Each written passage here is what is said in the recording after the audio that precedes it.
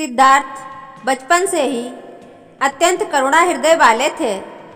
वह किसी का भी दुख नहीं देख सकते थे।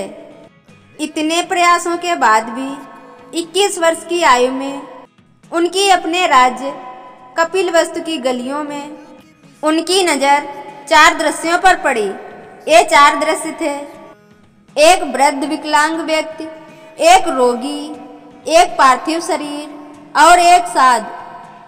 इन 4 दृश्यों को देखकर सिद्धार्थ समझ गए थे कि सबका जन्म होता है, सबको बुढ़ापा आता है, सबको बीमारी होती है और एक दिन सब मृत्यु को प्राप्त होते हैं। इससे व्यथित होकर उन्होंने अपना धनवान जीवन, अपनी पत्नी, पुत्र एवं राजपाट का त्याग करते हुए साधु का जीवन अपना लिया और जन्म, बुढ़ापा, दर्द, बीमारी और मृत्यु से जुड़े सवालों की खोज में निकल गए।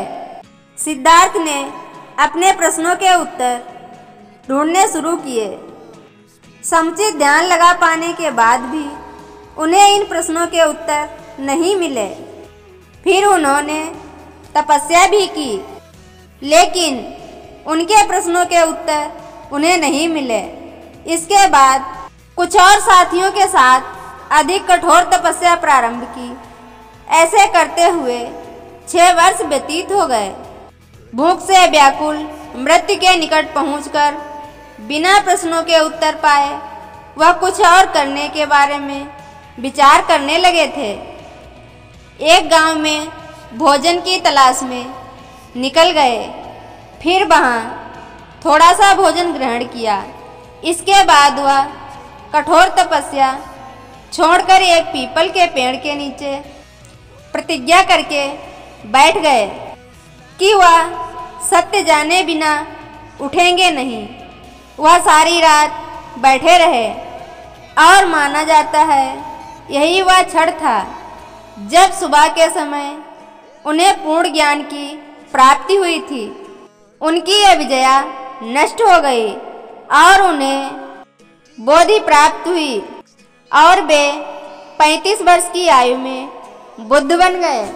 बुद्ध को शाक्य मुनि के रूप में भी जाना जाता है। 7 हफ्तों तक उन्होंने मुक्ति की स्वतंत्रता और शांति का आनंद लिया। प्रारंभ में वह अपने बोधि के बारे में दूसरों को ज्ञान नहीं देना चाहते थे। बुद्ध का मानना था कि अधिकांश लोगों को समझाना बहुत मुश्किल होगा। मान्यता है कि बुद्ध को स्वयं ब्रह्मा जी ने अपने ज्ञान को लोगों तक पहुंचाने का आग्रह किया था। फिर वह इस पर सहमत हो गए।